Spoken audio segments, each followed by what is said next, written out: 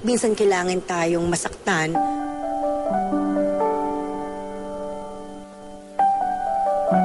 Isinabay na ni Angelica Jones sa kanyang kaarawan nitong linggo ang binyag ng kanyang anak na ginanap sa Santuario de San Pablo sa Laguna.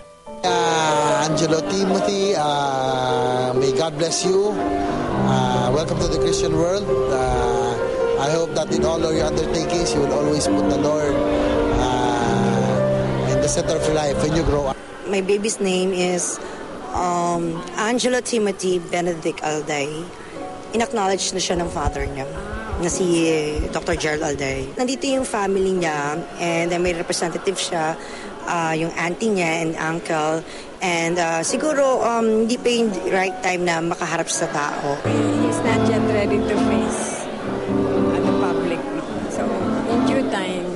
So, I think we'd rather be private about the whole matter. We're good friends para sa anak namin.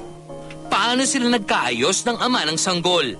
Busy kami pareho, nagpalamig lang, naging gusto lang namin din tahimik, magkaroon ng privacy yung life namin. Marami kasing naninirap. Na-realize namin na hindi kami dapat magpadala sa mga sira ng tao. So this time, inisip namin para sa bata, para sa kabubuti ng bata. To end all speculations, sinagot daw ng partido ni Dr. Alday ang pagpapa-DNA test sa bata. Kumaga pinapakita namin sa pruweba. Tama na yung papers ng DNA test na stop it. Ayaw na namin ang issue. I want peace of mind with my family. And the father of my baby gusto ng peace of mind with his family. Gusto namin maging masaya ang bata. Nagiging biktima ang bata dito dahil sa mga taong naninira sa aming dalawa. I'm very happy that vindicated ako, lumabas ang katotohanan. Suportado ba ni Dr. Alday ang kanilang anak? Yeah, magbibigay siya monthly and he will support for the financial support para sa baby. Ngayong maayos na ang lahat, posible bang magkabalikan sila?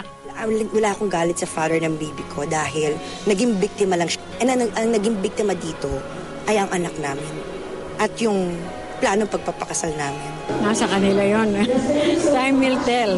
As long as sila ang nagkakausap, sila ang nagkakaintindihan, whatever they decide, we will respect. Anong aral ang natutunan ni Angelica sa kanyang karanasan?